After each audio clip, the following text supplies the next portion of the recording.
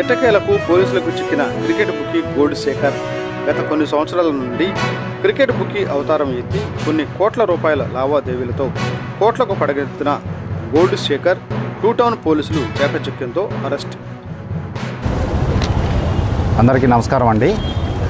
ఈరోజు Narasaraopet two town police station పరిధిలో crime number 37/26 420 కేసులో A4 లలిత మరియు A1 కందుకూరి వీరశేఖరాచారిని నిన్న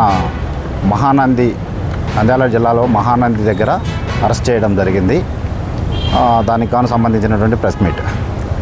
ఈ కందుకూరి వీరశేఖరాచారి తన అనుచరులతోటి క్రికెట్ బెట్టింగ్స్ స్టార్ట్ చేసి దాదాపు ఒక 15 ఇయర్స్ నుంచి సుమారు ఇతని మీద ఒక 12 క్రికెట్ బెట్టింగ్ సంబంధించిన కేసులు, ఒక ఫోక్సో కేసు, 2 NDPS కేసులు ఇతని మీద నమోదై ఉన్నాయి. ఇది ఎన్నిసార్లు చెప్పినా ఇతను అదే విధంగా ఎక్కడా కూడా మారినట్టే ఉంటున్నారు. మళ్ళీ సేమ్ రిపీట్ అవుతుంది. ఇతని మీద ఫర్దర్గా లీగల్గా ఏమి పీడీ యాక్ట్లు కానీ ఏది వస్తే పై అధికారుల సూచనల మేర దానికి ఫాలో అవడం జరుగుతుంది. సో ఇతను ఒక సాధారణమైన జీవితం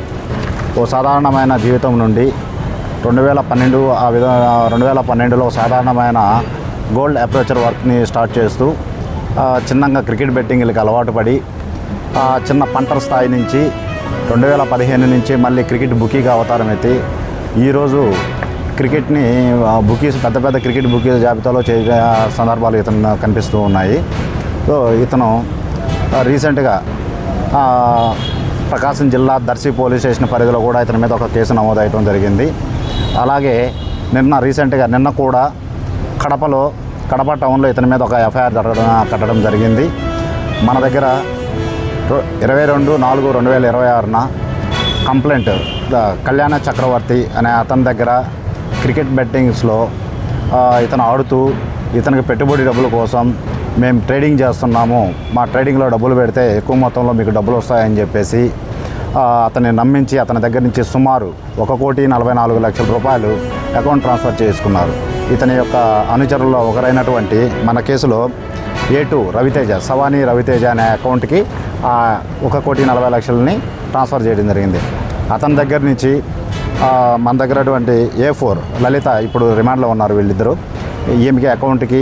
ఈమె అకౌంట్ నుంచి కందుకూరి వీరశేఖరాచారి అకౌంట్లకి ఇలా ట్రాన్స్ఫర్ చేసేసి ఆ డబ్బుల్ని వైట్ మనీ రూపంలో డ్రా చేయడం జరుగుతుంది.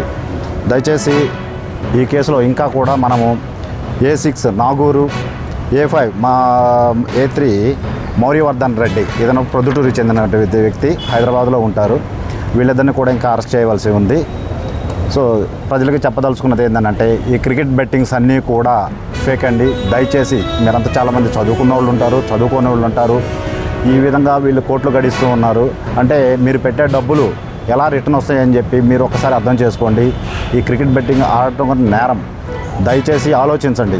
ఈ క్రికెట్ బెట్టింగ్ అలవాటు ఉన్న వాళ్ళు ఎవరూ కూడా దయచేసి అది మానుకోవాలని సూచిస్తున్నాము.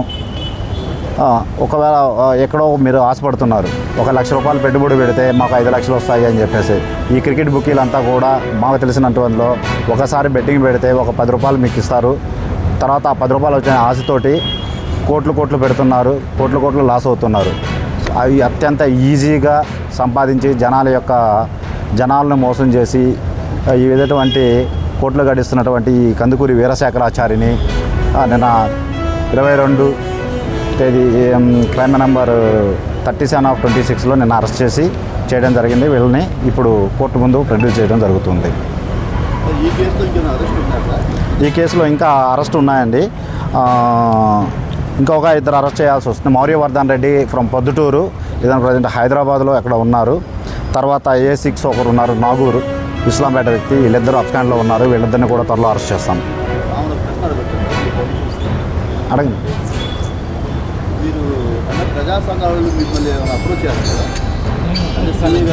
చెప్పు.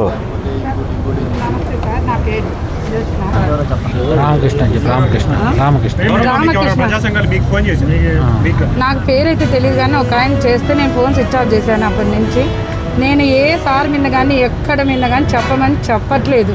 వాళ్ళు మా ఆయనకే ఫోన్ చేసి వీడియో పెట్టమని అడుగుతుంటే నేను పెట్టనని అయితే చెప్తున్నాను.